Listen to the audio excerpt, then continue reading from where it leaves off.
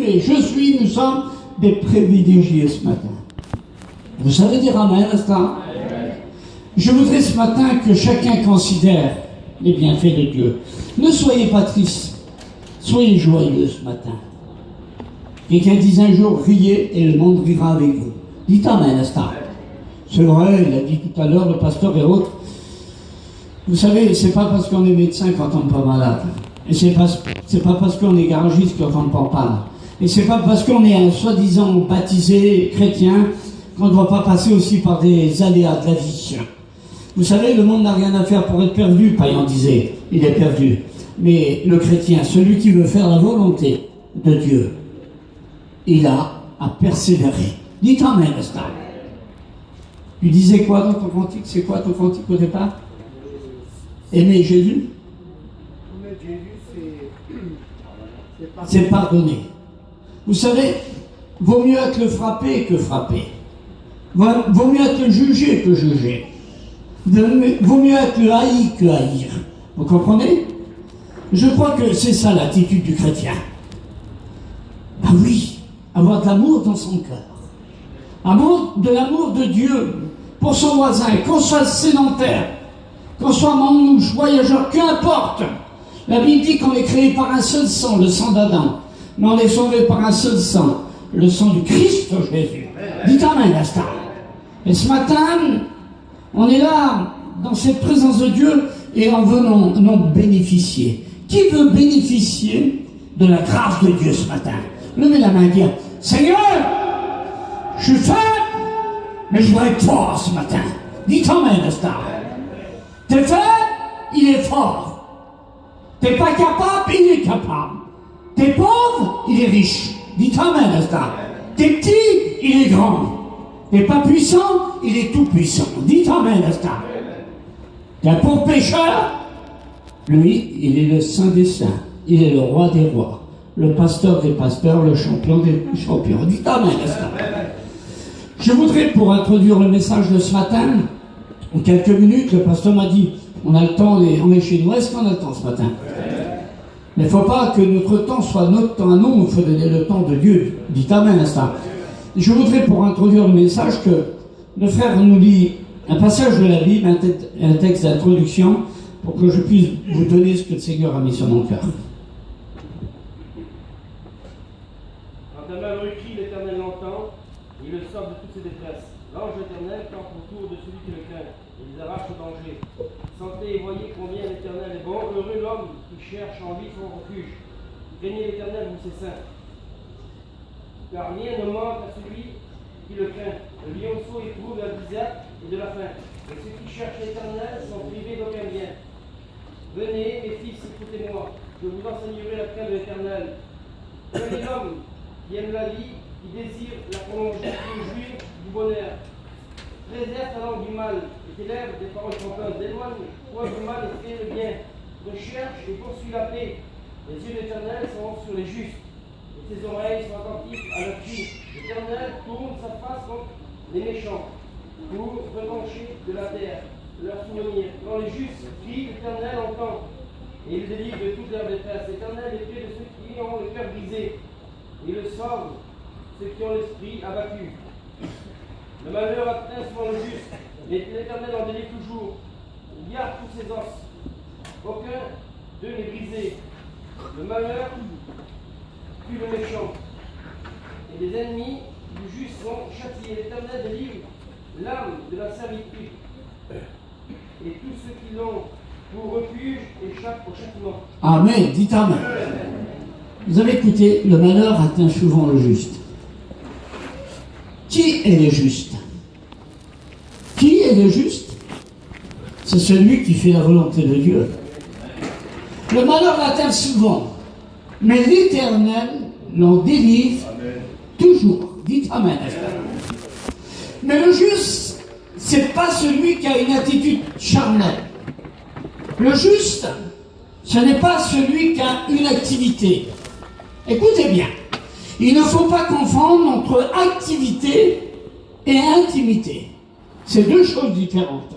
Entre religion et relation, c'est deux choses différentes. On ne peut pas dissocier une envers l'autre. L'activité ne doit pas prendre le pas sur l'intimité. C'est l'intimité qui fait l'activité du chrétien. Dites amen, n'est-ce pas? Alléluia. Et voyez-vous, aujourd'hui, par rapport à tout ce qui se passe, tout ce qui véhicule, si le chrétien ne fait pas preuve d'intimité, son activité sera charnelle. Il doit commencer toujours par cette intimité. Regardez, j'en veux pas preuve, ce verset du Nouveau Testament, où Jésus un jour se rend dans un endroit. Il a eu une journée assez dure. Il s'est passé des mondes et des merveilles, il s'est passé des miracles. Tous ceux qui ont croisé Jésus du regard, tous ceux qui l'ont abordé, tous ceux qui l'ont regardé, tous ceux qui l'ont fixé, tous ceux à ceux qu'il a parlé, qu'il a touché, il s'est passé des mondes et des merveilles. Aucun d'eux repartait sans être satisfait de leur demande. Et Jésus un jour se rend dans un endroit. Il y a quelques personnes autour de lui. Et il y a deux femmes. Deux femmes avec les mêmes, on va dire, les mêmes capacités, peut-être les mêmes penchants, les mêmes pensées, la même orientation. Mais au niveau du cœur, c'est pas tout à fait pareil. Une s'appelle Marthe. Et l'autre s'appelle Marie. Deux femmes. La Bible dit que quand Jésus est là, une se met à faire travail ménagère, des dames bien sûr, et l'autre est au pied de Jésus. Qui est au pied de Jésus? Les sœurs, qui est au pied de Jésus? Vous lisez votre Bible? Qui est au pied de Jésus? Non, pas les hommes. Marie. Comment? Marie, exactement. Marie au pied de Jésus, Marthe, est occupée. La Bible dit que l'inquiétude dans le cœur de l'homme l'a pas. Mais une bonne parole le relève. Dites amen. Marie au pied de Jésus. Lorsque Jésus fixe quelqu'un qui le regarde, lorsque Jésus fait une action, elle ne quitte pas du regard. Elle la suit. Elle est orientée, dirigée, imprégnée de la personne de Jésus. Et on dit amen à cela. Mais l'autre est occupée à tourner ses affaires. Elle est là en train de s'occuper, elle fait ce qu'elle doit faire. C'est pas mal ce qu'elle est en train de faire. Vous savez, on a un Dieu d'ordre. Est-ce que vous êtes d'accord? On n'a pas un Dieu de désordre. On a un Dieu d'ordre. Samuel a dit hier aux étudiants, il faut que ça soit propre ici. C'est normal, le terrain, il faut qu'il soit propre. Il faut que les voisins, les voisines autour de nous soient respectés. Pour donner à boire à quelqu'un, il faut lui donner envie d'avoir soif. Vous êtes d'accord avec ça? Il faut respecter l'entourage des autorités. Puis un chrétien, c'est comme ça. Il doit s'occuper de ses affaires et il doit respecter les gens. On a un Dieu d'ordre. Vous êtes d'accord avec ça? C'est pas mal ce qu'elle est en train de faire, Marthe. Elle est en train de faire ses affaires, elle s'occupe de Jésus, elle prépare peut-être le repas et autres. C'est pas mal. Mais ce qui va emboîter le pas, c'est qu'elle va faire quelque chose qui n'est pas... C'est pas dans sa capacité. Parce qu'elle n'a pas à le faire. Elle regarde et elle voit Marie au pied de Jésus. Elle s'empresse à aller trouver Jésus. Elle aurait pu faire la remarque à Marie en lui disant « Hé Marie, t'es au pied de Jésus, donne-moi un coup de main. » Non. Elle fait le contraire.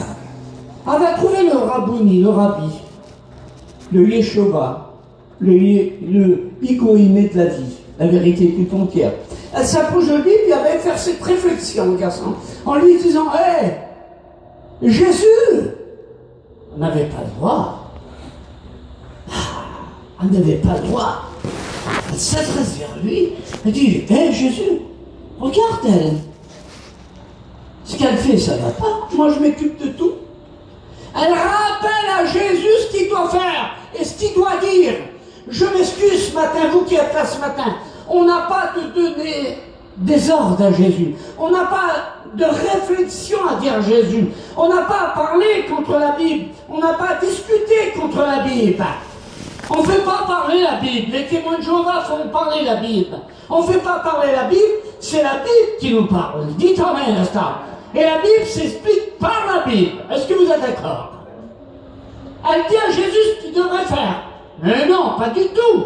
On ne dit pas à Jésus comme il doit faire, comme si Jésus ne connaît pas ce qu'il doit faire dans ta vie. Jésus, tu dois faire comme ceci. Jésus, tu dois faire comme cela. Jésus, tu dois faire ceci, cela. Et puis on envoie Jésus un petit peu à droite, à gauche. Jésus va bénir mon grand-père. Jésus va bénir ma grand-mère. Jésus va bénir mon oncle. Va bénir un tel, un tel. On envoie Jésus comme ça. On envoie Jésus comme ça à droite et de gauche. Vous savez qu'il y a des prières que Jésus entend, mais qui n'exaucent pas. Vous savez ça? Vous voulez savoir? Jésus fait qu'il n'y a plus de guerre. Jésus l'entend, mais il n'exauce pas. La Bible dit que dans les derniers temps, vous entendrez parler de bruit de guerre. Dites amen à ça. Jésus fait qu'il n'y a plus de tremblements de terre. Il y a eu de tout temps des tremblements de terre. La Bible dit dans les derniers temps, il y aura des tremblements de terre. Jésus fait qu'il n'y a plus de famine. Il y a 280 000 personnes qui meurent chaque année dans le monde de faim. 4 000 enfants. La Bible annonce cette famine. Jésus va venir le frère. Il est en train de mourir de faim. Il n'a pas une centime pour ses enfants. Il n'a pas 20 € pour donner de la nourriture du pain à ses enfants. Jésus va lui donner 20 €. Hypocrite que tu es. Si tu fouillerais dans ta poche et tu mettrais ton petit billet puis tu apporterais ta petite offrande, ce serait mieux. Dites amen, Nastar. Jésus va venir, va le visiter, va lui parler. Hypocrite. La Bible dit qu'il ne s'est pas servi des anges pour parler aux hommes. Mais des hommes, si tu vas le voir, toi, et que tu vas y parler de Jésus, c'est quand même mieux. Dites amen, Nastar. Et c'est comme ça. Alors il y a des prières que Jésus entend, mais qui n'osent pas. Vous comprenez? Et puis là, il va faire cette réflexion. Jésus, tu t'inquiètes pas. Regarde, moi je fais tous les affaires et elle n'a fait rien. Jésus va lui dire, Marc, tu t'inquiètes pour beaucoup de choses. Mais Marie a choisi quoi? La bonne part. Dites amen, il y a des bonnes parts. Alléluia. Elle a choisi la bonne part. Marie avait une intimité, elle était au pied de Jésus, Moïse. Alors que Marthe avait une activité. Et ce qu'il a fait dans la parole de Dieu, tout ce qui sont devenus ces grands hommes de Dieu et ces femmes de Dieu de l'Ancien Testament, j'en veux pas preuve, on en parle souvent, il fait partie de mon langage évangéliste, de mon ministère, cet homme qu'on appelait Abraham ou Abraham. Abraham qui veut dire passer de l'autre côté du fleuve. C'est pas parce qu'il est parti au pays du mont Moria, au pays des 12 collines. Il y avait des petits arbres en chandelier et quand ils brûlaient, ils donnaient 10 fois leur parfum. C'est pas parce qu'il s'appelait Abraham ou Abraham, qui venait de Ur en Chaldée, qui était là-bas, qu'il avait quitté son pays, sa famille, que ça allait de faire de lui le père du monothéisme qu'on appelle, le père des 3 plus grandes religions au monde. Oui, c'est pas ce qui allait faire de lui le super héros, non. Ce qui a fait de Abraham un homme de Dieu, c'est pas son activité, c'est son intimité. Ça veut dire amen ce matin? Une intimité profonde avec Dieu. Et c'est pour ça que Dieu, au moment voulu, au moment opportun, au moment vital, capital, Dieu s'est servi de lui. Parce qu'Abraham avait une intimité avec Dieu. Et quand on parle d'Abraham, on peut parler aussi de Job. Même Job, quand il est passé par, oh là là, une image profonde de l'Ancien Testament. Une seule fois dans la Bible où Dieu va témoigner de lui, à Satan, sur 3 millions de lettres. 66 livres, Dieu va rendre témoignage une seule fois de lui, de Job. Job passe par la maladie, il passe par le deuil, par le rejet. Et bien ce qui a fait de lui l'homme qu'il est devenu, l'image de l'Ancien Testament, ce n'est pas son activité, c'est parce que Job avait une intimité avec son Dieu. Et au moment de l'épreuve, au moment du deuil, au moment de la maladie, Dieu l'a soutenu parce que Job avait une intimité avec son Dieu. Dites amen, Pascal. Et quand je me prends preuve, même le fameux Daniel, Quand Daniel, ses 3 amis l'ont trahi, eh bien, quand il était dans la fosse aux lions, c'est quoi qui l'a tenu? C'est pas son activité. Il avait pu secouer, argumenter, non. Ce n'est pas tes arguments, ce n'est pas mes arguments, notre façon de faire qui va faire qu'on va triompher contre le diable, contre les démons. C'est notre intimité. Amen.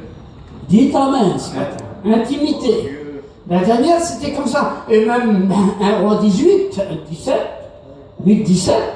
le fameux Élie, quand il était sur le mont Carmel, 850 faux prophètes, 400 d'un côté, 450 de l'autre, hein, qui avait Jéroboam et puis tous les autres. Et ben, ce qui l'a fait tenir à l'arbre, ce n'est pas son activité, mais son intimité. Dites Amen à ça. Et puis quand on parle d'Élie, on peut parler du fameux Moshe, Moïk, Moïaf, qui veut dire sortir, mettre de côté des eaux. Lorsque Moïse a entraîné avec lui à Paris, la capitale, en France, il y a 3 millions de personnes. Lui, il avait 3,5 millions de personnes. Quand il les a sortis là-bas d'Égypte, qu'il a fait 320 km dans le désert de Jour, ça s'étendait sur une superficie de 1200 km². Il y avait la Chiquina qui était de long, qui faisait de 8 à 10 km de tour. Et quand il est arrivé devant la mer Rouge, elle faisait 2100 km de long. Il y avait une profondeur à l'intérieur inimaginable. Elle était rouge à cause de la liquide qui montait. Quand il est arrivé devant, il y avait 600 chars de pharaon derrière lui, et qu'ils étaient montés à 2 sur un char. Et bien, ce qui a fait de lui son autorité, c'est qu'il avait une intimité avec Dieu. Dites Amen, n'est-ce pas? Et quand on parle de Moïse, on peut parler aussi de Samson. Quand Samson il était face aux Philistins, il avait une intimité avec 3 phoriens, une mâchoire d'âme. Il a mis 1000 hommes en pièces. Dites Amen. Et puis même Josué, quand il était devant le mur de Jéricho, le successeur de Moïse, ce qui a fait de lui, qu'il a fait tomber ces murs de Jéricho, qui faisaient une longueur de plusieurs mètres, c'est son intimité avec Dieu. Dites Amen ce matin. J'aimerais te dire ce matin, j'aimerais vous dire que par rapport à ce qui se passe en ce moment, encore je me répète, je fais marche arrière dans le message. Si on veut triompher, si tu veux dominer, si on veut dominer sur nos penchants, sur nos pensées, lui il a dit tout à l'heure, ici à Bayonne, on n'est pas là parce qu'il y a la mer, c'est vrai. Il faut joindre l'utile à l'agréable, mais il y a un équilibre, tout est permis, dit la Bible, mais tout n'est pas utile. Vous êtes d'accord avec ça? Ici, il nous faut de l'intimité. Vous êtes d'accord avec ça? Et ce qui va nous faire triompher, ce qui va te faire triompher à toi, ton mari n'est pas converti, ta femme n'est pas convertie, tes enfants ne sont pas convertis. Ce n'est pas ton activité qui va faire, parce que l'activité, c'est du charnel, c'est du corporel, c'est du visuel. Tout ce qui va faire, ce qui va te faire triompher face au diable, aux démons, à tes penchants, à tes pensées, au péché, au monde d'aujourd'hui, c'est ton intimité avec Dieu. Ta relation intime avec Dieu. C'est ça aujourd'hui. On veut dominer, on veut voir des grands miracles, on veut voir des grands prodiges. Mais est-ce qu'on a commencé par le commencement? Est-ce que tu as commencé par le commencement? Parce qu'il y a une différence. Écoutez bien. Il y a une différence entre parler de Dieu et parler avec Dieu. Il y a des gens qui parlent de Dieu constamment, mais ils ne parlent pas avec Dieu. Il faut d'abord parler avec Dieu pour parler de Dieu. Vous êtes d'accord avec ça? Et un chrétien, c'est celui qui commence par le commencement. Avant l'heure, c'est pas l'heure. Après l'heure, c'est plus l'heure. Et quand on veut être un homme de Dieu, quand on veut faire face à certaines situations, si on ne sait pas se mettre à part dans une relation intense avec Dieu, on ne pourra pas triompher. Je n'ai parlé des dizaines de fois. Je n'ai pas l'année dernière et dans tous les campagnes d'évangélisation que je fais, j'en parle souvent. C'est un peu de Robert pour moi.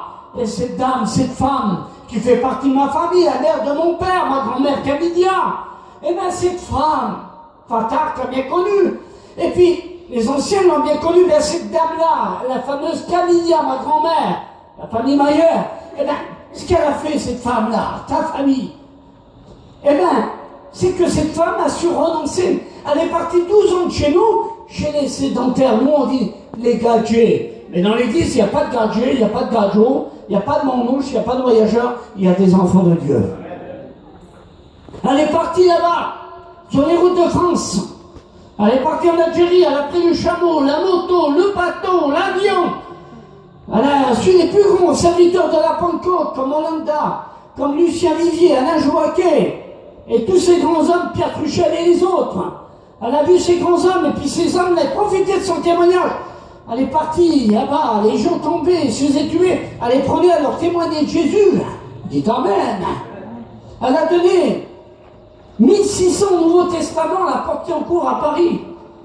Les évangélistes, il a porté les boîtes de Nouveau Testament, elle a distribué, puis elle a parlé de Dieu. Elle est tombée sur son genou, elle s'est cassé le genou, mais le diable se trompe dans tout ce qu'il fait. Elle est rentrée à l'hôpital Bichat, là-bas à Paris. Elle a commenté par les chirurgiens, les infirmiers et les infirmières. Elle a converti la moitié de l'hôpital. Dites Amen, Asta. Quand elle rentrait quelque part, il y avait une dame en Belgique, elle faisait tourner l'État. Elle faisait tomber, monter l'État comme ça. Il y avait plein de pasteurs qui étaient venus, mais elle était agitée d'une puissance pas normale, d'une légion, et personne ne faisait. Elle a été, et quand elle a rouvert la porte, c'était pas un pasteur, mais c'était une témoin de Jésus. Quand elle a rouvert la porte, qu'elle a rentré à l'intérieur, elle a fixé la dame elle a monté en l'air, elle a poussé un grand cri, et elle a été libérée complètement. Parce qu'elle avait une intimité avec Dieu. Elle ne vivait pas une image extérieure. Parce qu'il ne faut pas confondre entre l'interne et l'externe. Vous voyez, c'est deux choses différentes. L'interne et l'externe. Et un chrétien ne doit pas marcher avec l'extérieur, il doit marcher avec l'intérieur. Vous êtes d'accord avec ça? Lorsque le grand évangéliste Billy Graham est venu à Paris, il a donné une grande image sur la Tour Eiffel. Il a dit que la Tour Eiffel était éclairée de l'extérieur. Maintenant, elle est éclairée de l'intérieur. Vous êtes d'accord avec ça, même? Et c'est ça. Si on veut triompher aujourd'hui, si on veut dominer, ce n'est pas tes expressions de loi, ce n'est pas tes alléluia, 23 fois dans les psaumes qui veut dire louer ou vive le Seigneur, qui va faire de toi un vaillant guerrier, tu l'as dit tout à l'heure, une vaillante guerrière. Non, tout ce qui va faire de toi un guerrier, une guerrière du Seigneur, un héros du Seigneur, c'est ta relation intime avec Dieu. Dites Amen. C'est bien de venir à la réunion. Il faut venir à la réunion. David le disait d'ailleurs, il disait, je suis heureux quand on me dit, comment? Allons à la maison de l'Éternel. Même David avait besoin de son voisin. Mon frère, si tu vois ta sœur qui est dans ton voisin d'en face, appelle-le. Lui, avant-hier, il a fait le tour. Il a dit à lui et à l'autre, il y a la réunion, il faut vous venir à la réunion, on est là pour vous. Est-ce que c'est bien ou mal ce qu'il a dit? C'est bien. Allons les chercher ceux qui sont autour. Ceux qui sont pauvres, ceux qui sont tristes, ceux qui sont découragés, qui nous. Appelons-les à venir ici sur le chapiteau. Dites Amen, Astar.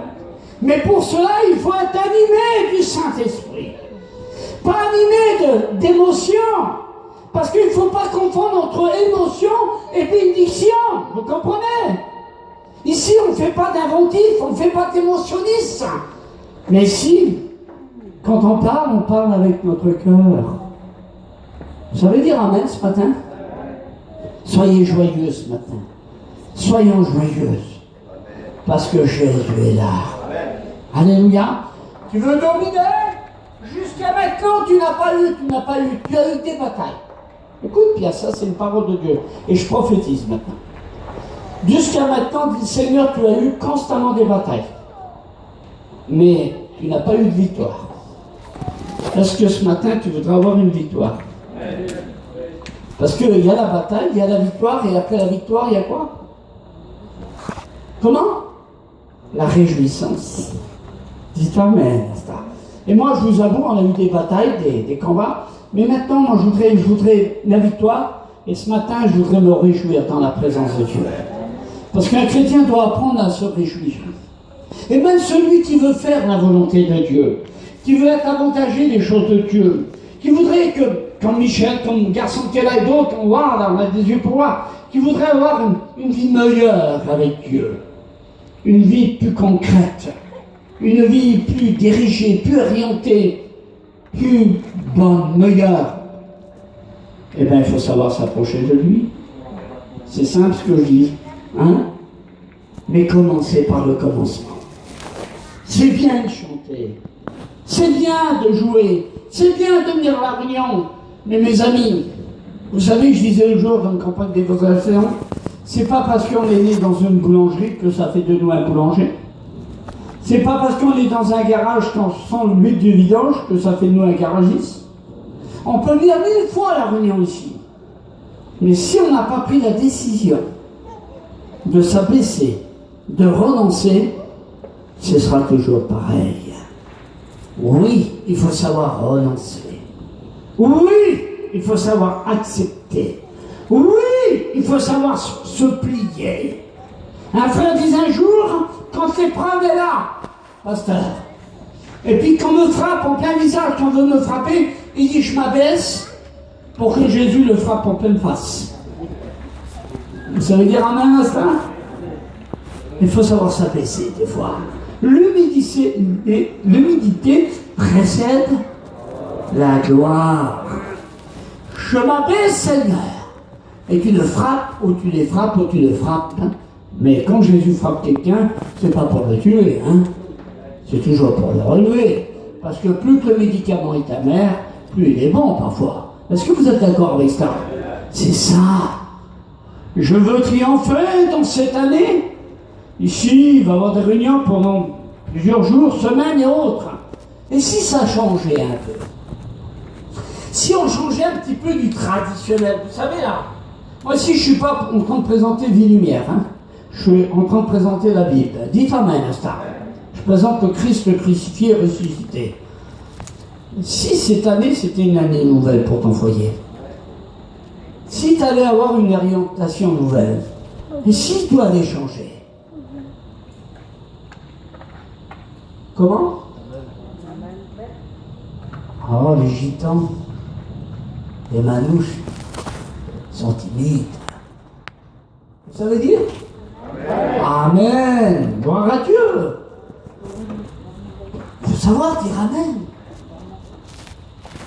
Si ça allait changer, si ton foyer allait changer, si ta vision allait changer, si ton langage allait changer, si tes enfants allaient changer, si ta belle-fille allait changer, si ton fils allait changer, si ton gendre allait changer, et si ton foyer, ta vie chrétienne, et toi qui s'approches de Dieu, si ta vie allait changer totalement, est-ce que ce serait bien ou mal?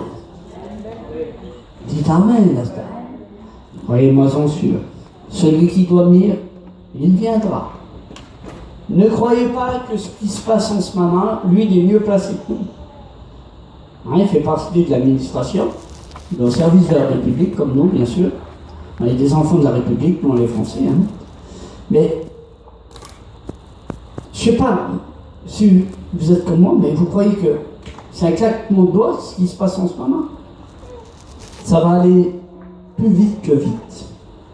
Et si tu as quelque chose à faire, si on a quelque chose à faire, c'est maintenant, Samuel, qu'on doit faire. Et le chapiteau ici, là, toute la place, le chapiteau, chaque réunion, il doit être plein de personnes. Vous êtes d'accord avec ça? À chaque réunion qu'il doit avoir, le chapiteau doit être plein. Il faut... Où ils sont les chrétiens? Levez voir la main, ceux qui est. Est-ce que je peux vous demander quelque chose? Réfléchissez, hein, parce que je vais vous demander quelque chose.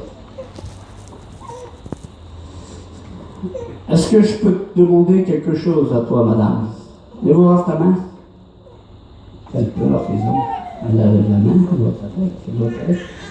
Ah, je peux vous demander quelque chose de simple? Levez voir les mains. Là, tout à l'heure, il y a une bonne majorité là, dans ce coup, ils ont réfléchi.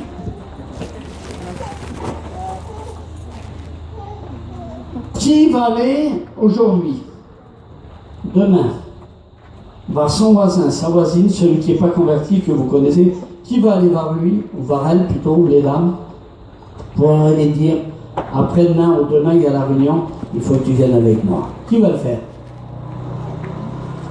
Amen. Maintenant les frères, qui va aller voir son voisin pour dire, écoute, demain ou après-demain, il y a la réunion, il faut que tu te lèves et il faut que tu viennes avec moi. Levez voir les mains. Alors, Yanina. Je connaissais une sœur, moi, elle s'appelait Paulette. Titoune, peut-être connue. Elle mettait 5 prophétus sur son dos, elle faisait les marchés. Et elle disait, Seigneur, je veux 5 ans ce matin, jusqu'à midi. Et elle priait Dieu, elle vendait son linge. Et elle disait, Seigneur, je ne veux pas 1000 âmes, mais je veux 5 personnes pour toi. Elle a donné 5 prophétus dans la journée. Le Seigneur a emmené 5 personnes à Jésus. Dites Amen à ça. Alléluia. En ce moment, ça ne va pas trop bien chez toi. Tu es un peu fatigué. Tu es un peu dérouté. Découragé. Est-ce que tu crois ce matin que tu peux prendre de la force? Est-ce que tu crois que Jésus peut te relever? En ce moment, le Seigneur est en train de chercher des hommes, des femmes qui veulent se lever pour lui. Pas des beaux parleurs, pas des belles parleuses, pas ceux qui tremblent pour rien du tout avec de l'émotion, du sentiment, mais les hommes et des femmes qui agissent en tout temps, malgré l'épreuve, la maladie, le deuil, le découragement, la disette. Mais Seigneur, j'avance quand même, c'est dur, mais je veux montrer que je suis un chrétien. Ça arrive, il a chanté lui tout à l'heure, ça arrive d'être découragé. Oh, je vis souvent cela. Je voudrais ce matin ici savoir si un chrétien depuis des années ou des mois, qu'il est chrétien, qu'il n'a jamais eu de problème, qu'il lève sa main. Celui qui n'a jamais eu un problème, qu'il lève sa main. Bien sûr, vous n'allez pas lever la main. Parce que si vous avez eu jamais de problème, c'est sûrement parce que vous allez venir devant, je vais prier pour vous, parce que vous avez un gros problème. Qui n'a pas de souci? Qui n'a pas de souci? Qui n'a pas de problème? Qui n'a pas de tracas? Qui ne fait pas face à la situation de la vie? On est encore dans le monde. C'est difficile. J'ai mon oncle païen, mon Seigneur. Un beau jour, on allait à Marie-Lalande, là-bas, pour voir quelqu'un à l'hôpital. Et puis on allait voir le professeur pour parler avec, plutôt quelqu'un qui était intérieur. Et puis on arrivait là, et on discutait, moi et lui, puis on riait un petit peu, on faisait preuve d'humour un petit peu. Et puis d'un seul coup, les pasteurs étaient là, et je dis, mon oncle, il y a combien de temps merci? Il y a combien de temps que tu as Dieu? Oh, il dit, mon Dieu, ça fait, j'ai donné ma vie à 15 ans au Seigneur, j'en ai 75, ça fait 60 ans que je l'ai donné à Dieu. Il me disait, il y a 60 ans qu'on lit la Bible, moi et ma femme.